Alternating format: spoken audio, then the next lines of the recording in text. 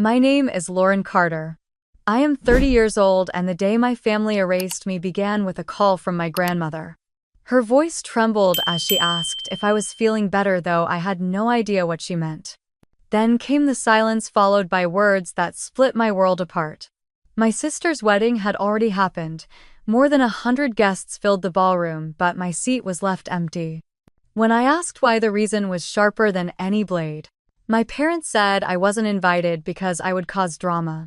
In that moment, I knew I had been cut out of their story. But stay with me, because what happened next turned their betrayal into the beginning of my own justice. I was sitting in my car in the parking lot outside the office, the late afternoon sun beating against the windshield, when my phone lit up with Grandma Rose's name. I pressed the screen quickly, still expecting her to ask about my week or tell me about her roses blooming back in Dayton. Her voice was soft but heavier than usual. "How are you feeling, Lauren? Are you doing any better?" My brow furrowed. "Better from what, Grandma?" "I'm fine, why?" There was a pause, a silence so heavy I could hear her breath shifting through the speaker. My stomach tensed because I knew whatever came next was going to hurt. "Your parents told me you weren't invited to Isabella's wedding because you might cause drama." For a moment the words didn't land. I blinked at the dash of my car, the hum of traffic muffled through the glass. My sister's wedding. The words repeated in my head like an echo I couldn't stop. I shook my head even though she couldn't see me. "Grandma, what wedding?" Another pause. I heard her swallow, and her voice trembled when she finally spoke. "Sweetheart, your sister was married last weekend. A big wedding. The whole family was there."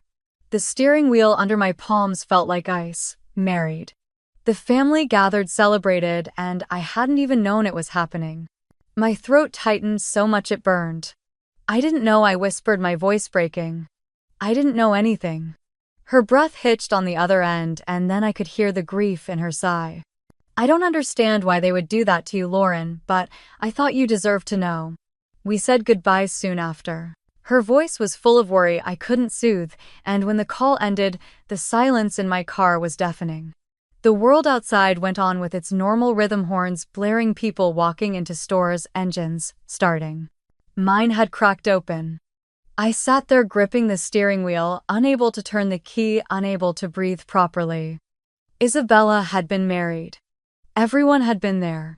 Neighbors from down the block, cousins I hadn't seen since college, my parents, of course, and me. I was nowhere. It wasn't only about the wedding. It was confirmation of something I had been pushing down for years, a truth I tried not to name. That to my family I was disposable. I closed my eyes and leaned back into the seat, letting the weight of it all sink into my chest. The words Grandma had repeated kept replaying in my mind. They said I would cause drama. My lips curled into a bitter smile even as my eyes stung. I had spent my whole life trying to stay quiet, to not step on their pride or steal their spotlight. I thought if I worked hard enough, kept my head down, one day they might see me. One day I might matter to them. But now the evidence was too loud. They hadn't just forgotten me. They hadn't overlooked me. They had chosen to erase me from a moment that would live forever in photographs and stories, a moment they wanted me nowhere near. My phone slipped from my hand into the cup holder, the screen dark. My chest rose and fell fast, shallow, like I was fighting against the air itself. Grandma's words circled again. "They told me you would cause drama." I thought of my mother's tight smile at Sunday dinners, my father's clipped tone when I tried to talk about my work, the way Isabella always smirked when the conversation turned in her favor. They had painted me as the problem so cleanly that even Grandma had believed it until she heard my voice. I gripped the wheel tighter, the leather creaking beneath my fingers. The parking lot was thinning out as coworkers pulled away, heading home to their families, their dinners, their lives. I sat frozen because mine felt like it had been pulled out from under me. I finally turned the key and the engine rumbled to life. My eyes blurred, but I blinked them clear, forcing myself to focus on the road. The drive home was a haze of stoplights and brake lights, my thoughts louder than the radio I never turned on. When I parked outside my apartment, I didn't move right away. The building's brick walls loomed quiet, the stairwell window reflecting the fading light. I picked up my phone again, stared at the black screen, then set it back down. No one had called me, not my mother, not my father, not Isabella. Only Grandma, and even she had been told a version of me that wasn't real. I carried my bag upstairs and let it drop on the couch. The silence inside pressed against me, the same silence that had followed me from the car. I sat down, elbows on my knees, my hands covering my face. My breath came ragged, uneven. The wedding had already happened, the pictures already taken, the vows already spoken, the glasses already clinked. My parents had smiled, my sister had shined, and I had been erased. And sitting there in that still apartment, I finally admitted it to myself. It wasn't an oversight, it wasn't bad communication. It was deliberate. They had decided I did not belong. And now there was no going back. When I finally let my head drop back against the couch, my mind did what it always did when reality felt too sharp. It drifted backward to years that still ached in quiet ways. Childhood memories never left me alone, especially the ones that showed me exactly where I stood in my family. I saw my father, Richard Carter, standing on the sidelines of a county fair pageant when I was 9 and Isabella was 12. She had begged to enter the junior beauty contest, and he had driven her 2 towns over just to watch her walk across a stage in a blue satin dress. His voice was booming, cheering so loudly the other parents turned. Evelyn sat beside him, clapping with both hands and calling Isabella's name as if her daughter were the only girl in the room. I had held a stack of library books in my lap, waiting for the show to end, invisible beside them.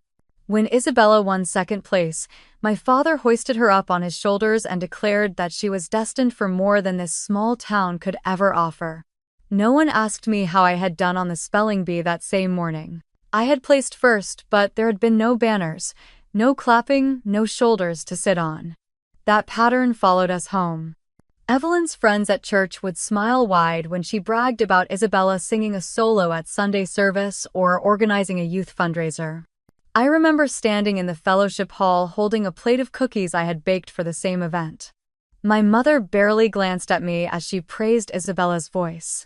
I bit my lip, the taste of chocolate and sugar clinging to my hands, and wondered why my efforts never seemed to matter. By the time I reached high school, I was used to shrinking. Isabella floated through the halls in cheer uniforms, laughing with friends while I kept my head down in the library, chasing grades like they were oxygen. I told myself that if I worked hard enough, they would notice me. I still remember the envelope that came in the spring of my senior year. A scholarship offer, a full ride to Ohio State, something I had dreamed about quietly for years. I rushed home, heart pounding, the letter clutched in my hand. My father was at the kitchen table reading the sports section, Evelyn chopping vegetables at the counter. I laid the envelope down and said I got it, a full scholarship. Richard looked up briefly, nodded, and muttered, "Good for you," before folding the paper back in front of his face.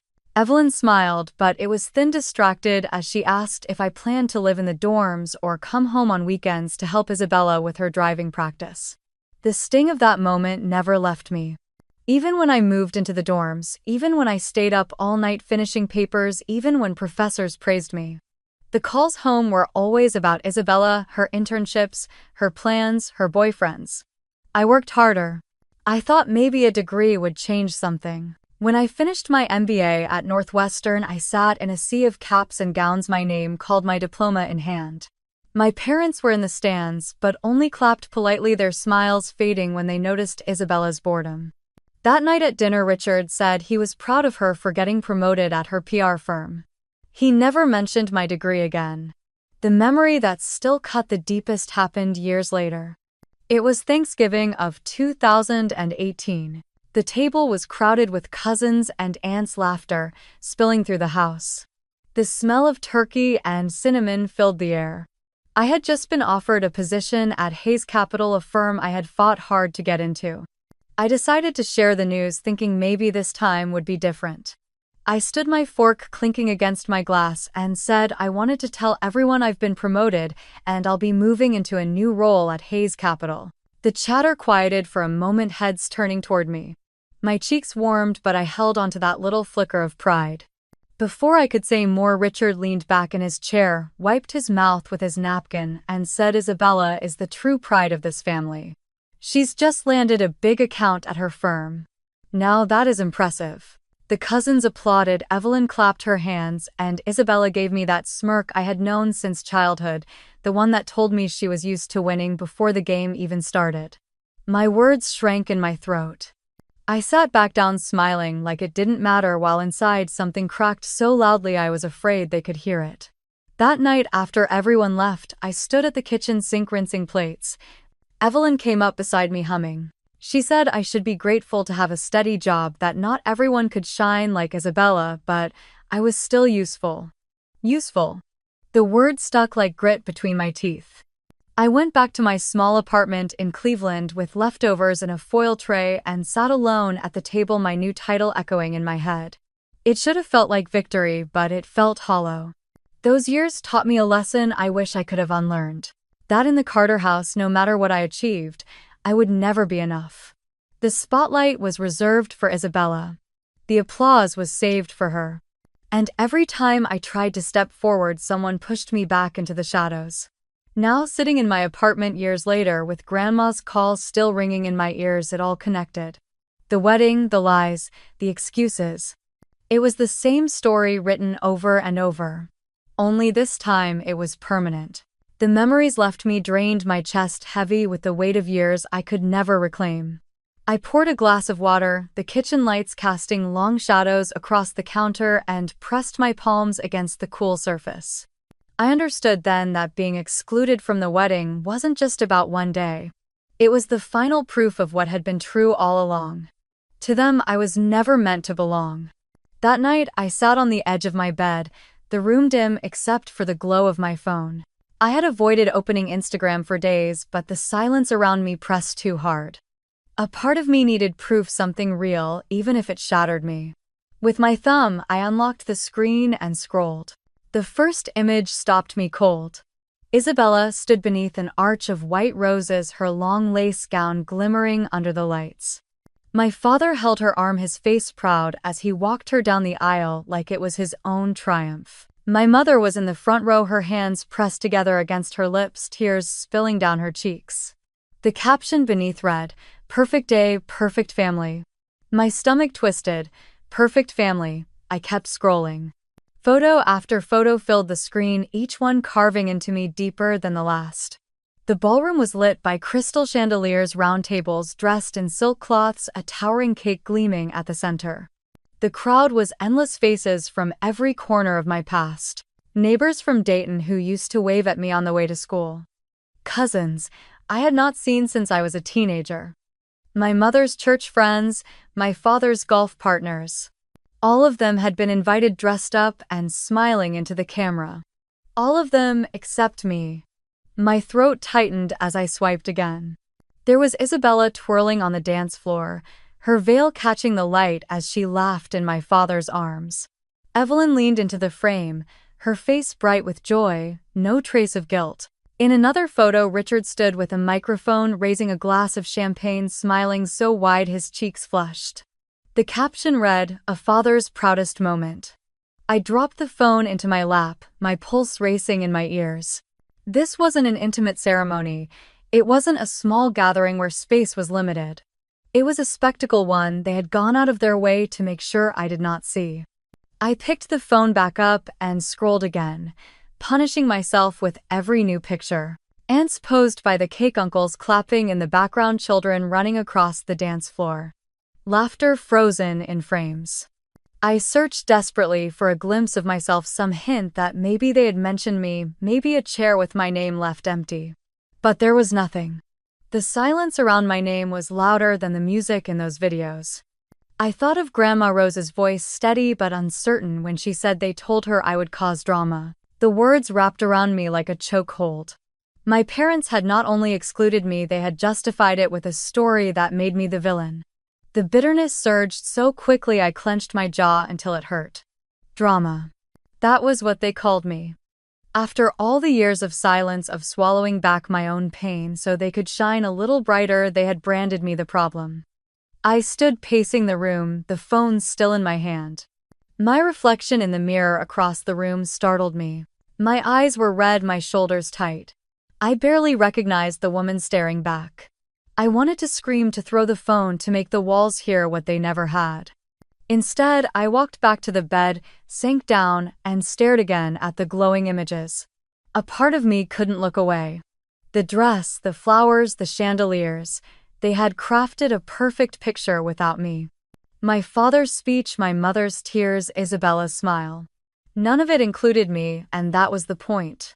My chest rose and fell with uneven breaths. I thought about the years of being told to keep my voice down, to stop arguing, to not ruin the mood. How convenient it must have been to write me out of the story entirely. My fingers trembled as I scrolled to the last post, a wide shot of the entire ballroom, tables packed with guests raising their glasses high. My parents in the center, Isabella beaming beside Thomas, her new husband. Everyone was lit with joy. Everyone but me, who wasn't even a shadow in the room. The air in my apartment felt heavy, pressing against my chest. I squeezed the phone in my hand, my nails digging into the case, until finally I hurled it onto the mattress.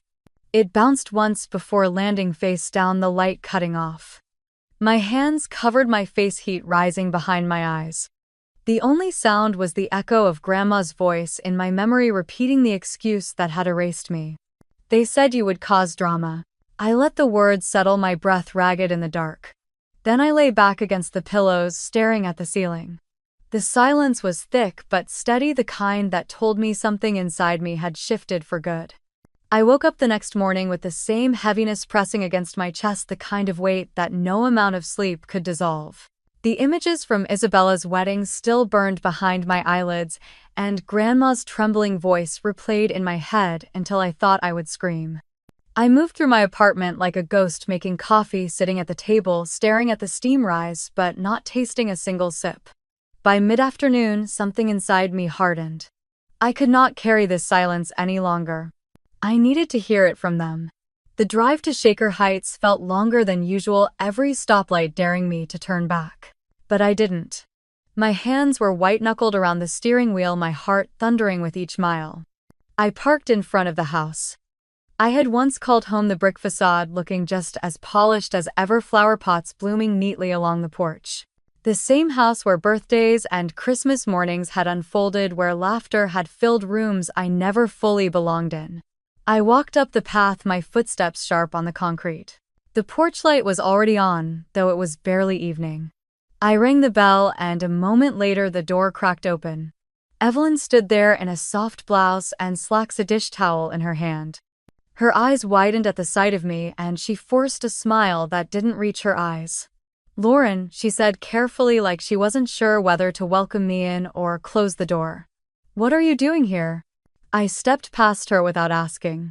The smell of garlic and onions drifted from the kitchen, familiar and irritating all at once. My voice shook at first, but steadied as I spoke.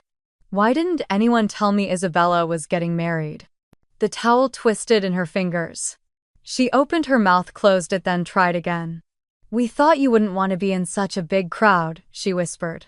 "You never liked those kinds of events." I laughed, a sound sharp enough to echo through the hallway. "You decided for me. You erased me from my own sister's wedding because it was easier than letting me be there." Footsteps echoed across the hardwood floor. My father appeared from the living room, his glasses perched low on his nose, his expression already hard. "What's going on? Why are you shouting in my house?" I turned to him, the words bursting out before I could soften them. "Tell me why I wasn't invited."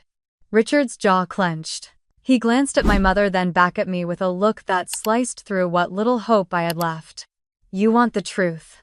"Yes," I said, my voice cracking but firm. "Because you would have ruined it," he said plainly. "Isabella deserved her day without you making a scene. We had to protect her and protect our reputation." I blinked, stunned, even though part of me had already known. "You think I would have ruined it?" "All I wanted was to be there. I'm her sister." His lips pressed into a thin line. "At the country club, at church, everyone knows how difficult you are. We couldn't risk it." I staggered back a step, my breath coming in shallow bursts. Years of being told to quiet down, to not argue, to not embarrass them, came crashing down in a single wave. A voice floated from the staircase, cool and casual. "Honestly, it was a relief not having you there." I looked up. Isabella descended slowly, her hair pinned neatly, a silk sweater draped over her frame. Her expression was smug, her tone dripping with satisfaction. You would have made it awkward. Everyone knows you don't fit in with that world. My chest tightened. My sister, the girl I once built blanket forts with, the girl I shared a bedroom with for 12 years, was looking at me like a stranger. You cut me out, I said quietly, my throat raw. You made sure I wasn't even an afterthought. She tilted her head, her smile small and cruel. It was better that way. The silence that followed was unbearable. My mother wrung the dish towel, her gaze darting between us. My father's expression didn't soften. Finally, Richard chuckled under his breath, shaking his head as though I were a child throwing a tantrum. Be serious, Lauren. You'll never get married. You don't have it in you. The words hit with the force of a punch. I couldn't move, couldn't breathe. For years I had swallowed their slights, convinced myself that if I achieved more, worked harder, they might see me. But here it was laid bare, their judgment final and merciless. Something shifted deep in my chest. The trembling in my hands stilled, my back straightened, and my voice came out calm, steadier than I felt. Then don't expect an invitation to mine. The room froze. My mother's mouth fell open, her eyes glistening with shock. My father's smirk faltered, though he quickly covered it with disdain. Isabella blinked, her smugness cracking for just a flicker before hardening again. I didn't wait for their response. I turned toward the door, my shoes loud against the floorboards. Evelyn called my name softly, almost pleading, but I didn't stop. I pulled open the door and stepped into the cool evening air, my lungs finally filling with something that wasn't poison.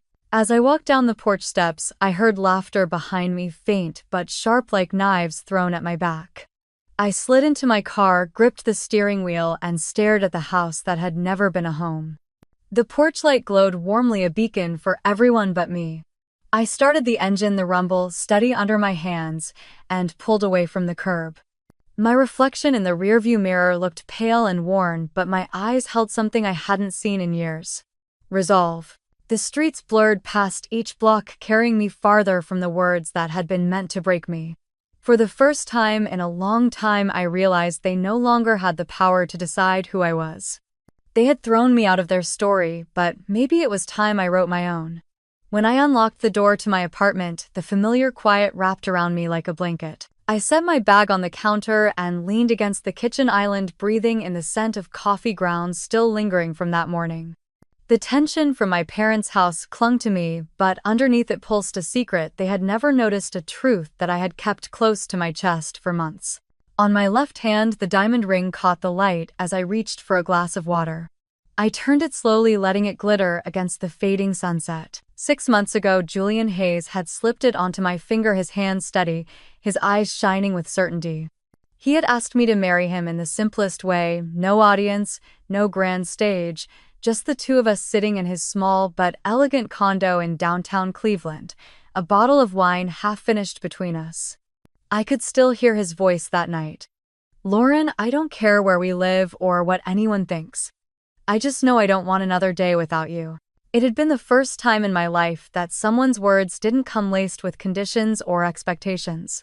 I said yes, with tears running down my face, and for once they were tears of relief. Since then, the ring had been there, everyday, quiet proof of a future I was building. My parents had seen me dozens of times at family dinners, at Christmas, even once when I stopped by for coffee with my mother. They never noticed.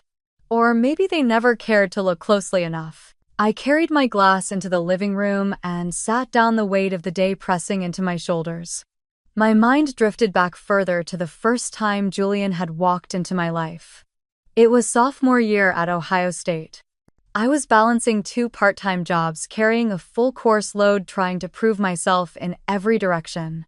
He was already different than not the typical finance major who thought the world revolved around his father's name. We met in an economics lecture, the kind with 200 students and a professor who droned through PowerPoint slides.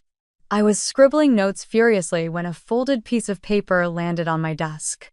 I opened it expecting some joke, but it was a sketch of the supply and demand chart drawn more clearly than the one on the screen. At the bottom he had written, "Looks like you're working harder than the professor." I turned to see a tall guy with sandy hair and sharp green eyes grinning at me. That was Julian. From then on, we found each other in study groups, coffee shops, late-night libraries.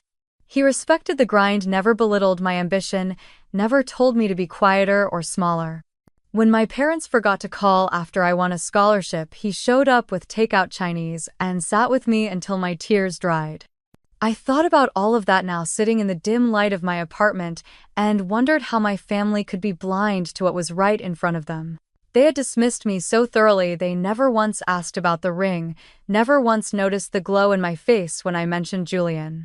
The sound of a key turning in the lock pulled me out of my thoughts. Julian stepped inside. His tie loosened, his jacket slung over his shoulder. His eyes immediately found mine, and in 2 strides he was at my side. "Rough day?" he asked softly, brushing a strand of hair from my face. I let out a shaky laugh. "That's one way to put it." He sat down beside me, his arm wrapping around my shoulders. I told him everything, the words spilling out faster than I expected. My parents' cold faces, Isabella's smirk, my father's cruel declaration that I would never get married. Julian listened, silent, his thumb tracing circles on the back of my hand. When I finished, the silence in the room was heavy, broken only by the hum of the refrigerator. Julian finally spoke, his voice calm but firm. "They don't get to define you. They never did." Tears burned in my eyes, but this time I didn't fight them. I rested my forehead against his shoulder, feeling the solid warmth of him grounding me. He pulled back gently, tilting my chin, so I had to look at him. "You know what I see when I look at you. I see someone stronger than anyone gives her credit for. Someone who has built a life on her own terms." I shook my head, my voice small. "They made it clear. To them, I'm nothing." Julian's jaw tightened. "Then we don't need them." I blinked at him, startled. "What do you mean?"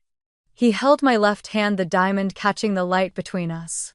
"We get to decide what our life looks like. When the time comes, when we stand up in front of the people we love, we'll choose exactly who deserves to be there." The conviction in his voice pierced the fog in my mind. For months, I had been clinging to scraps of hope, waiting for my family to see me. But here was Julian offering me something else entirely. Choice. Freedom. I squeezed his hand, a flicker of something fierce rising inside me. He smiled, then that steady smile that had carried me through every storm, and kissed the top of my head. For the rest of the evening, we sat close, the television murmuring in the background, dinner forgotten on the counter. The chaos of my family still buzzed around me, but it no longer felt like the center of my world. When I finally lay down to sleep that night, Julian's words replayed over and over. "We will choose." For the first time, the thought of a wedding didn't feel like a dream I would never reach. It felt like a promise waiting to be fulfilled, a day where I would stand tall and decide who had earned the right to witness it. And I knew without doubt that some faces would not be there. The next morning, sunlight spilled across my desk at Hayes Capital, glinting off stacks of reports and half-drained coffee cups. My team huddled around the conference table, tension running high as we tried to contain a client crisis that had erupted overnight. A major account had threatened to pull millions unless we could stabilize their portfolio before the market closed. I leaned forward, scanning the numbers, my voice steady as I walked the group through a new strategy. Relocate here, hedge against the exposure there, call the client directly, and show them we were already executing. For 2 hours I directed, recalculated, reassured. My team responded like clockwork, their confidence rising as mine did. By noon, the market shifted back in our favor and the phones finally quieted. When I left the boardroom, the CEO, Michael Grant, intercepted me in the hallway. He was a tall man with a stern face that rarely broke into a smile, but today he placed a hand on my shoulder. "Lauren, that was textbook leadership. You kept the client and saved us all a headache. Keep this up, and I see a very clear future for you here." His words warmed something inside me that had long been starved, recognition earned and freely given. I thanked him, tried to keep my voice level, then walked back to my office with a pride my family had never allowed me to feel. But pride had a way of unraveling the moment I remembered home. I sat at my desk, recalling dinners around the oak table in my parents' dining room. Every Sunday, I would try to share pieces of my work, the challenges I faced, the clients I managed. I would get no more than 2 sentences in before my father would cut across my words. Lauren, enough about spreadsheets, let Isabella tell us about her weekend. And then all eyes would turn to her, Isabella glowing as she described some gala or photo shoot, my mother beaming as though her daughter were on the cover of Vogue. I had stopped trying after a while. My victories never made it past the first course. Later that week, I received a call from my mother asking me to stop by the house.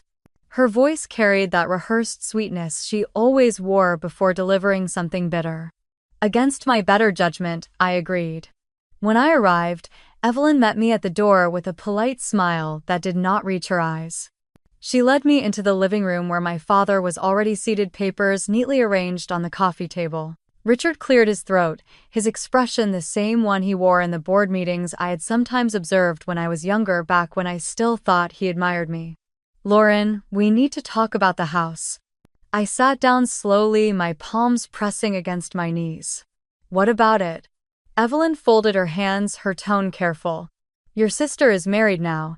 She and Daniel will need stability, a foundation to start their lives. We think it is best if the family home passes fully to her. I blinked, stunned. That house had been in our family for 3 generations. I was still listed in the will alongside Isabella. My voice caught. You want me to give up my share? Richard slid the papers toward me, his gaze cold. We already had our attorney draft the documents. All you need to do is sign. Anger flared in my chest. So after shutting me out of the wedding, now you want to erase me from the house too? Richard's eyes narrowed. It is not about erasing. It is about doing what is practical. You do not need it. Isabella does. Evelyn added softly. Think of it as a gift to your sister. A gesture of unity after all that has happened. I let out a bitter laugh. A gift. After telling the entire family I would ruin her wedding. After pretending I do not exist. Now you expect me to hand over the only tie I have left to this family. The silence that followed was suffocating. My father's jaw tightened, his voice cutting through. You will sign, Lauren. You have always been difficult, but this is bigger than you. I pushed the papers back across the table, the pen rolling onto the carpet. Number Evelyn's smile faltered. Think carefully. This will make things much easier for everyone. My throat burned as I stood. For everyone but me. You made your choice when you locked me out of the wedding. You do not get to take this too. Richard's voice rose sharp enough to pierce the air. Then do not expect to be welcome here anymore. I turned toward the door, my pulse racing, but my steps steady. I paused just long enough to glance back at them. You already made sure of that. The weight of the house seemed to press down on me as I walked outside, the autumn air biting against my cheeks. My chest ached, but beneath it ran a current of something stronger, steadier. They could strip me of invitations, dismiss my achievements, even try to take my inheritance, but I was done handing them pieces of myself. I unlocked my car, slid inside, and gripped the steering wheel. My hands were trembling, but not from fear. The heaviness lingered, yet beneath it was a quiet certainty. They had taken enough, and I would not give them more. The following morning, I woke to the vibration of my phone buzzing on the nightstand. Dozens of notifications lit the screen, messages from people I barely spoke to anymore. Some were curious, some pitying, others laced with that sharp edge of gossip disguised as concern. Confused, I opened Facebook, and the words hit me like a slap. Evelyn had written a post in the church group page, her profile picture smiling sweetly beside the venom. She wrote that her younger daughter had become selfish, ungrateful, and destructive. She said I had chosen to distance myself, that inviting me to Isabella's wedding would have only brought drama and ruined the day. She ended it with a line about how parents sometimes had to make hard choices for the greater good of the family. The comments poured beneath her words like gasoline on a fire. Women from the church added their prayers, some clucked about how heartbreaking it must be to raise a daughter who turned against her family. A few neighbors chimed in about how they had always sensed something was off with me. My hands shook as I scrolled, bile rising in my throat. They had not only cut me out of a wedding, they had made me into a public villain, the scapegoat for every whisper in the community. My phone buzzed again with a message from Mrs. Henderson, the neighbor who had watched us grow up. Lauren, is this true? Did you really fight with your family so badly? I dropped the phone onto the couch cushion and buried my face in my hands. Rage burned through me, hot and bitter but tangled with something colder, heavier. Humiliation. They had not just excluded me, they had branded me. All morning texts and calls rolled in. Old classmates, distant cousins, even people I had not spoken to in a decade. Each message carried curiosity or judgment, but very few carried kindness. I considered writing a response, posting my side of the story, but the thought made me sick. My mother had played her role so well, painting herself as the long-suffering parent. Anything I wrote would only feed the circus. By afternoon, I sat in silence on my balcony staring at the skyline. The ache in my chest was unbearable, and for the first time in years, I wondered if staying silent was just letting them win again. That evening Julian came home, his face clouded the moment he saw me. He set his briefcase down and crossed the room. "Lauren, I saw it. My parents saw it too." I stiffened. "Your parents?" He nodded, sitting beside me, his hand warm against mine. "My father called me the moment he read it. He is furious. He said he is not going to let this go unanswered." The words made my stomach tighten. William Hayes was not a man who minced words or tolerated slander, especially toward family. But the thought of him stepping into this mess made me nervous. Julian squeezed my hand. "He told me this will stop now. He is going to call them directly." I inhaled sharply. The idea of William Hayes, a man with influence and authority, calling my parents terrified me almost as much as it reassured me. My family thrived on control, but William was not someone they could bend with guilt or charm. That night, as I lay in bed, I replayed the post in my mind. My mother's smiling photo beside those words that cut me into pieces. But, under the raw hurt, another truth pulsed. I was not standing alone anymore. Julian had chosen me, not them. And now his father, a man of stature, was willing to stand with me too. The next day, William Hayes himself called me. His voice was steady, deep, carrying that kind of authority that silenced a room. "Lauren, I want you to hear this from me. That post was malicious and unacceptable. I already told Evelyn that her words were beneath the dignity of any parent. If they continue, I will make sure the church and the community know the truth." I swallowed hard, my throat tight. "Mr. Hayes, I do not want to drag anyone through public battles." His voice softened but did not waver. "Sometimes battles find us whether we want them or not. They chose to humiliate you in front of others.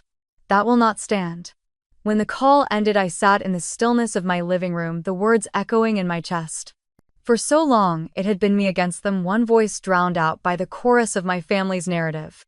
But now, for the first time, another voice had spoken loud and firm on my side. The fear did not vanish. I knew my parents and I knew Isabella. They would not take kindly to being challenged, especially by someone outside the bloodline. But beneath the unease was a new certainty. I was not alone anymore. I closed my eyes, my breath finally steadying, and allowed myself to feel the smallest flicker of strength. Maybe this was the beginning of something I had never dared to believe in. Support that could not be stripped away, loyalty that was not conditional. For the first time in weeks, I felt the faintest sense of relief settle in my chest, fragile but real. Julian leaned across the table that evening, his eyes steady, as if he already knew the decision forming in me before I did. His family had gathered us for dinner at their home in Connecticut, the kind of dinner that hummed with warmth instead of tension, where voices rose in laughter instead of sharp commands. Between courses, William mentioned the estate in New England, a sprawling property tucked against rolling hills and shaded by ancient oaks. He said it could hold 40 guests, comfortably private yet filled with character. The words were an offer, but the tone was more than that. It was a promise of belonging. Julian's mother, Elizabeth, reached for my hand across the linen-covered table. "You deserve a day that is only about love, not about survival," she said softly. I felt tears sting the corners of my eyes, because it was the first time someone had said that to me. Not about keeping the peace, not about what others might think, just love. The next morning we began to draft the guest list. 40 names. Each one carefully chosen, not from obligation but from genuine connection. Rose was at the top, written in my neat handwriting, followed by Aunt Margaret, who had always slipped me encouragement when no one else noticed. Then Emily and Grace, my cousins, who had laughed with me during summers when the weight of favoritism pressed the heaviest. When the envelopes arrived from the printer, cream with gold edging, I ran my fingers over them as if they were fragile. Julian sealed the first one and pressed it into my hands. "Take this to your grandmother," he said. "I want her to know how important she is to us." That weekend we drove to Rose's little house on Maple Street. She opened the door slowly, her silver hair tucked behind her ears, her eyes wary until she saw the envelope in my hand. Her fingers trembled as she opened it. For a long moment she just stared at the card, the words embossed in delicate script. Then tears welled in her eyes. "I never thought I would see this day for you," she whispered, pulling me close. "Not because you were not worthy, but because they made you believe you were not." My chest tightened and I hugged her harder than I had in years. Behind her, Aunt Margaret dabbed her eyes with a tissue, murmuring that she would not miss it for the world. Emily and Grace squealed as they read their invitations, their joy genuine and unfiltered. For the first time, handing out wedding invitations felt like offering pieces of myself and watching them be held gently instead of crushed. That night, though, sleep evaded me. I lay in bed staring at the ceiling, the shadows long and restless. Every time I closed my eyes, I saw Richard's face, the smirk curling as he said I would never have a wedding. His voice crawled into the silence, sharp and cruel. I tossed and turned, my mind tugged between the warmth of the people who cherished me and the ache of the ones who had cast me aside. Julian rolled over and brushed my hair back. "You are awake again," I sighed. "I keep thinking about them, about whether I should send an invitation." His brow furrowed.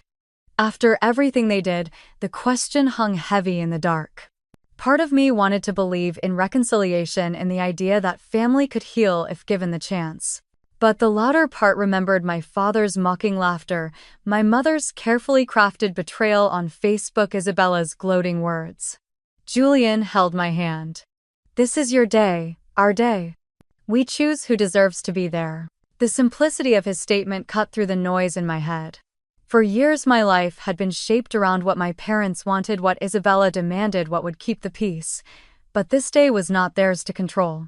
The following afternoon I sat at the kitchen table with the last few invitations in front of me.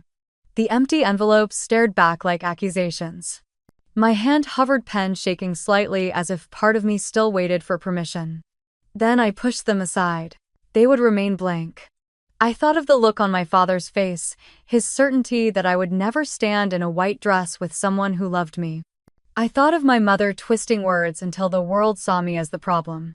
I thought of Isabella, smug and triumphant when she believed I had been erased from the story entirely. I whispered into the quiet, almost like a vow. "Not this time." When Julian came home that evening, I showed him the stack of completed invitations, each one sealed and ready. The pile was smaller without their names, but it felt stronger. He looked at me, searching my face, then smiled gently. "So you decided?" I nodded, the weight in my chest lighter than it had been in years. "They will not be there." He kissed my forehead and pulled me into his arms. "Then we will celebrate with the people who matter." Later that night, as I slipped the invitations into the mailbox, I felt the finality settle in. It was not bitterness, it was clarity. I was choosing my future, and in that choice, I finally let go of the hold they had kept on me for so long. I walked back inside, the cold air sharp against my cheeks, and for the first time the silence in my home felt like peace instead of emptiness. The bridal shop smelled faintly of lavender and new fabric, a comforting blend that settled my nerves as I stood in front of the mirror. The gown hugged my frame, softly, layers of ivory tulle cascading around me in a way that felt unreal. Emily and Grace circled me like excited bees, their voices overlapping as they fussed over details I hadn't even considered. "The neckline is perfect," Emily said, adjusting a stray strap. Grace clasped her hands together. "And the train, oh my gosh, it's like something out of a magazine." I laughed, a sound that startled me because it came so easily. For years, laughter had felt guarded, as if I needed to be careful not to draw too much attention. But here, surrounded by people who wanted nothing from me but to see me happy, it came naturally. Diana, the seamstress, pinned the fabric carefully. She tilted her head, studying the way the gown fell, then smiled at me in the mirror. "This is your dress. You can see it in your eyes." I stared at my reflection, trying to reconcile the woman in the mirror with the girl who had once sat silently in family dinners, shrinking into the background while Isabella was praised. The woman staring back at me looked strong. She looked loved. Later that afternoon, we gathered at my apartment. Emily and Grace sprawled across the couch, flipping through mood boards and Pinterest photos, throwing out ideas faster than I could write them down. Dried lavender centerpieces, twinkle lights wrapped around the oak trees, a dessert table with homemade pies instead of a towering cake. "You don't have to make it picture perfect," Grace said, grinning as she waved her phone. "Just make it you." Aunt Margaret arrived with a notebook in hand, ever the organizer. She immediately began cross-checking the guest list, with the catering arrangements, her pen moving with precision. She reminded me so much of Rose in that moment, practical and steady, a kind of anchor I had never felt from my parents. As the sun dipped outside, painting the room in amber light, my phone buzzed. Rose's name lit up the screen. I stepped onto the balcony, heart lifting as I answered. Her voice was thick with emotion. "Oh, sweetheart, I just wanted to tell you how proud I am. I never thought I'd see this day, not because you weren't worthy, but because they worked so hard to convince you otherwise." Tears filled my eyes instantly. "Grandma, She sniffled on the other end. "I'm coming early, you hear me? I want to be there for every moment. I'll sit in the front row and clap louder than anyone." A laugh bubbled out of me, shaky but genuine. "That means everything to me." When I hung up, I stayed outside for a while, the winter air sharp against my cheeks, my heart swelling in a way I had never known. For so long I thought family meant blood obligation and the weight of unspoken rules. But standing there, hearing the voices of people who had chosen me, I realized family was something different. It was love freely given. The following week was a blur of fittings, tastings, and last-minute decisions. Julian was busy finalizing details with his father, but he never missed a chance to check in. Each time I saw him, he carried that same quiet steadiness, reminding me with a look or a touch that I was no longer carrying the weight alone.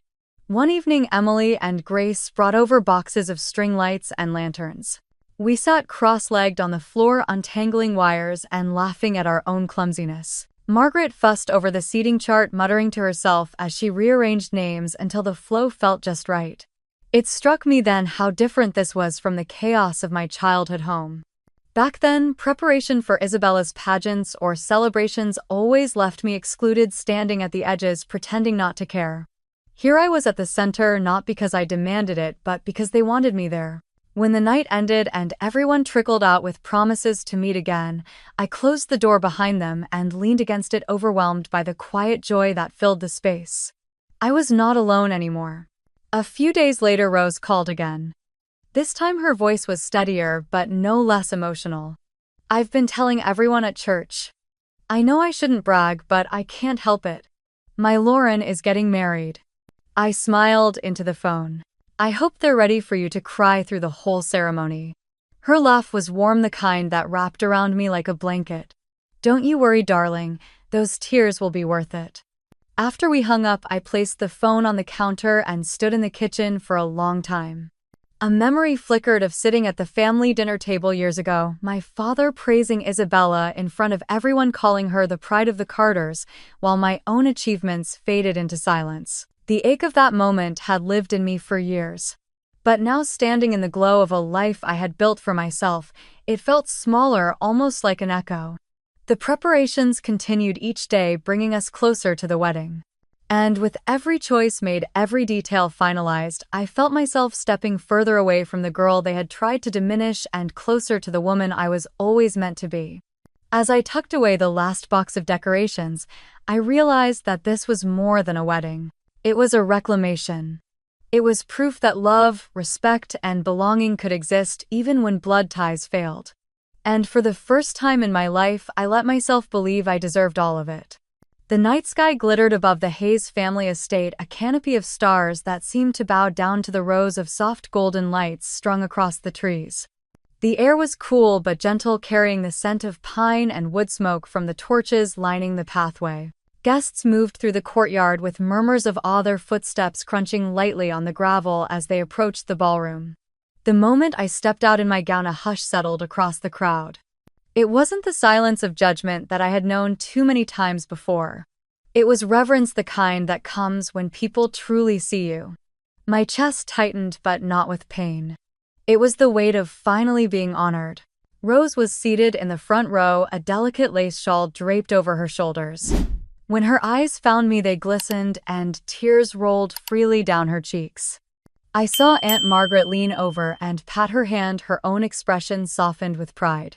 Emily and Grace stood behind them, practically vibrating with excitement, their phones discreetly snapping pictures before tucking them away to clap. Julian waited at the altar, his face steady, his smile the kind that anchored me through the chaos of life. When I reached him, the world seemed to narrow until it was only the two of us, hands finding each other as though they had always belonged there. The ceremony passed like a dream, each vow spoken with a trembling voice but unwavering conviction. When the minister finally announced us husband and wife, the sound of applause erupted, echoing against the stone walls of the estate. Rose pressed a handkerchief to her face, unable to contain her sobs of joy. Aunt Margaret stood clapping until her palms turned red. As the evening carried into the reception, the ballroom glowed under chandeliers and candlelight. The long tables were dressed with ivory linens and fresh garlands of greenery, the air alive with laughter and music. For the first time in my life, I felt enveloped, not excluded. No one interrupted me, no one dismissed me. Guests leaned in when I spoke, eyes attentive, smiles genuine. During dinner, Aunt Margaret rose to give a toast. Her voice wavered at first, but then steadied. "I have known Lauren since she was a child," she said, her gaze sweeping the room before landing on me. "I have seen her overlooked, underestimated, and left behind, and tonight I see her celebrated. To witness her find love, respect, and joy is a gift I will carry for the rest of my life." Glasses clinked, the room buzzing with warmth, and I felt tears sting my eyes. For years, I had dreamed of being spoken of with such pride, and now it was real, spoken before witnesses who believed every word. Later, as I moved through the guests, someone at one of the tables asked gently about my family's absence. The question might have once cut me open, but tonight I met it with a calm smile. "Only those who deserve to be here are here," I said, and the words left my mouth without bitterness, only certainty. The guest nodded with quiet understanding, and the conversation drifted back to laughter. On the dance floor, Emily and Grace dragged friends into circles, their gowns twirling, their laughter contagious. Aunt Margaret chatted with the Hayes relatives, already trading recipes and family stories. Rose sat near the fire, watching everything with a glow of contentment that reminded me of the safety I had always longed for. Julian pulled me into our first dance, the room dimming slightly as the music began. His hand was firm at my waist, his eyes locked on mine, and as we moved, everything else fell away. I could hear the faint clapping and rhythm, see the smiles of friends surrounding us, but none of it mattered compared to the serenity that flowed through me. He leaned close, his voice low enough that only I could hear. "We made it here together." I rested my forehead against his shoulder, my heart steady in a way it had never been before. For years I had chased approval from people who could never give it. Now I had chosen a different kind of belonging, one built on love that asked for nothing but truth. As the song swelled, I lifted my head and met his eyes, feeling the certainty settle deep inside me. The past had tried to break me, but it had led me here to a night wrapped in light laughter and freedom. The applause rose around us as the song ended, but my world stayed quiet, anchored by the man whose hand still held mine. And for once, I did not feel the need to look over my shoulder. I was exactly where I was meant to be. The morning after the wedding, my phone buzzed before the sun had fully risen. Dozens of notifications piled up on the screen, all from the same thread. My father's clipped words came first, accusing me of humiliating the family. Then my mother's messages followed in a rush, sharp and frantic. "How dare you shut us out? You've embarrassed us in front of the entire community." My chest tightened as I scrolled, not because their words carried the old weight, but because I realized they were still trying to twist the story into something it was not. When I ignored the messages, Evelyn turned to the only platform she truly understood: Facebook. By mid-morning, her post had gathered comments from church acquaintances and neighbors alike. I read the words slowly, each sentence painting her as a grieving mother wronged by her own child. I was not invited to my daughter's wedding, she wrote, leaving out every cruel remark, every deliberate cut that had led us here. The comments poured in, people consoling her, offering sympathy, some shaking their heads in disbelief at my supposed cruelty. For a moment, heat rushed up my throat, anger so sharp I almost replied publicly. I could have posted every receipt, every word they had said to me. I could have exposed the years of erasure. But my fingers hovered over the keyboard, then fell still. Replying would mean I still owed them something.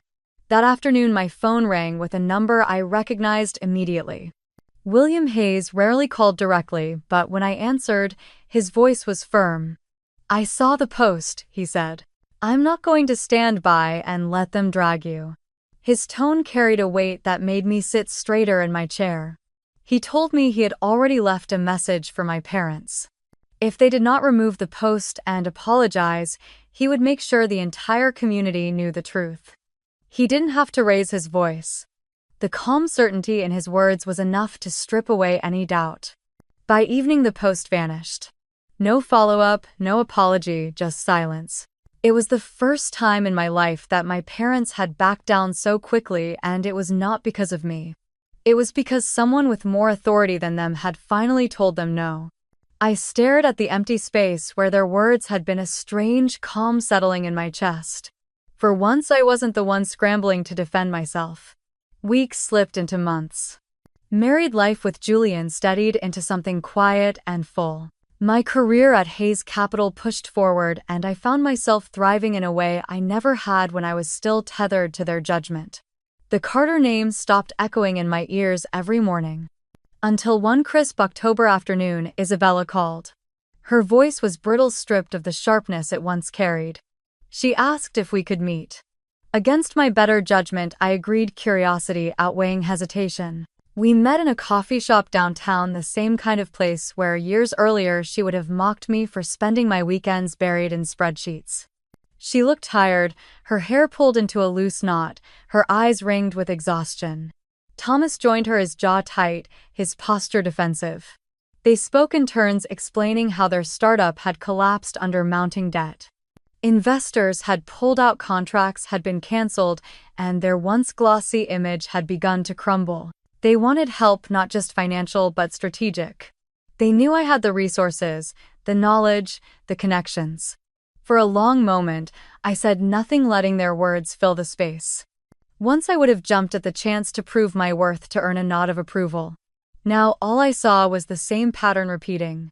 They had discarded me when I didn't suit their picture, and now they wanted me to be the savior. Finally, I spoke, my voice steady. "Family is supposed to help each other, isn't it?" Their faces lit with the faintest glimmer of hope before I finished. "Tell me, where were you when you locked me out of your wedding? Where were you when you stood by and let our parents say I would never deserve this life?" Neither of them answered. Isabella's lip trembled, but no words came. Thomas shifted uncomfortably, his hand drumming against the table. I leaned back, my decision already made. "You only come to me now because you think I can fix what you broke. But I don't owe you that." I gathered my coat, stood, and left them sitting there, the weight of their choices settling heavier than any financial loss. As I stepped out into the crisp air, the autumn sun low in the sky, I realized something I had never felt before. For the first time in my life, I had the upper hand. Not because I had money or power, but because I no longer needed their approval. They had no control left. The leaves crunched under my heels as I walked to my car, and in the quiet that followed, I felt the certainty settle in. This wasn't revenge, it was freedom. And for once I knew the victory was mine. The weeks that followed passed quietly, filled with work and evenings that melted into warm dinners with Julian. Then one morning, as the sunlight streamed across our kitchen counter, I stared down at the small test in my hand. My breath caught. Positive. My fingers shook as I pressed against the edge of the counter, the reality sinking in. A new life. Our life. I waited until evening to tell Julian, wanting to see his face in the soft light of home. He came in tired but smiling, loosening his tie, and I felt the secret brimming inside me. When I finally said the words, his arms wrapped around me before I could finish. He pressed his forehead against mine and whispered that this was everything he had ever wanted. For the first time in so long, I felt whole. The first person I told beyond Julian was Rose. I called her late one night, nervous laughter tumbling out of me as I shared the news. She gasped, her voice breaking with joy, and within days, a small package arrived. Inside was a pair of tiny hand-knit booties, soft as clouds, the yarn pale yellow. Tucked into the corner was a note in her careful handwriting. "Family is who shows up." I pressed the paper to my chest, tears slipping down my cheeks. Dinners with Margaret, afternoons with Emily and Grace, all of them wrapped me in a sense of belonging I had once thought impossible. They planned showers, argued over names, and fussed over the baby before the baby had even made its presence known, beyond a flutter inside me. They were my family, chosen and steady. But news travels quickly, even without my saying a word. One evening, my phone lit up with an unfamiliar delivery confirmation. A large box arrived the next day, wrapped with glossy paper and tied in an elaborate bow. Inside was a baby blanket, pink and frilly, with a card signed in Evelyn's delicate cursive. No apology, no acknowledgement of the years of silence, only the words, "Congratulations, we are so excited to be grandparents." Hours later, her Facebook post appeared. A photo of the blanket, a caption beneath it, "Soon to be blessed with our first grandchild." Comments poured in, friends and church acquaintances gushing about what wonderful grandparents she and Richard would be. Not a mention of me, of Julian, of the history that had led us here. I sat on the couch, the glow of the screen lighting the room, and for a moment I felt the old familiar sting. Then I shook my head, setting the phone face down on the table. The blanket lay folded across the arm of the couch, untouched. Blood may tie people together, but it does not create family. Respect and love do. Julian came into the room, resting his hand over mine, then sliding it gently to my stomach. His eyes softened, and for the first time I didn't think about who was absent, only who was here. The months passed in a blur of doctor visits and quiet mornings with tea and notebooks full of baby names. At night, when sleep refused to come, I would lay awake and remember the words my father had once spat at me. "You will never marry, you will never have a life of your own." His voice no longer echoed as a curse. It only reminded me of how wrong he had been. When the baby shifted inside me for the first time, a small flutter like a secret knocking, I pressed my hand to my belly and smiled through tears. I knew then with absolute certainty that I had already broken free of the life they tried to write for me. On a quiet Sunday, I stood in the nursery. Julian and I had painted together, pale green walls glowing in the afternoon light. Rose's booties sat neatly on the dresser, Margaret's quilt folded at the foot of the crib, Emily and Grace's framed photograph waiting to be hung. This room was a testament to love that had been given freely, not demanded. I rested my hand against my stomach, breathing deeply, and felt Julian slip behind me, his arms circling mine. The house was silent, but not empty. It was full in ways I had never known, filled with a promise I had once thought out of reach. If you have ever been overlooked by the people who should have cherished you but still found your way to love and belonging, share your story. And if this journey touched you, don't forget to like and subscribe so you can hear more stories like this one.